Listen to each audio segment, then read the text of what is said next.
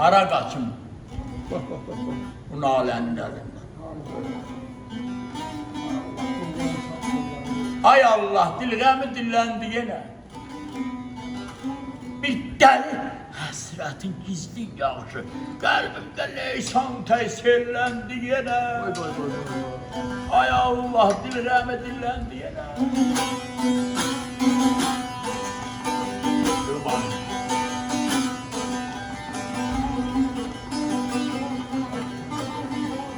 Dilgahı çürüyor. Havaları.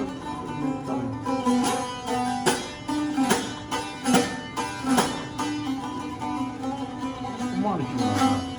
Döyün bir ağrısız, əzabsız ürək. Qalıbdı yiyəsiz, sahabsız ürək. Bu dözümsüz ürək, bu tabsız ürək, sevdanın dərdini şərləndi yenə. Ay canım. Ay Allah, dilgən dilləndi yenə.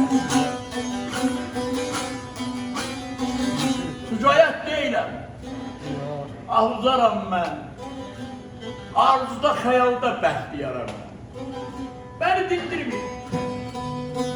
Bəni dindirməyin, lala. Karam mən.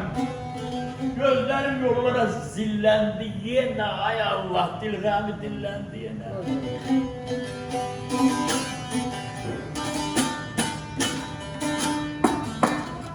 Havaların en kövrəyi.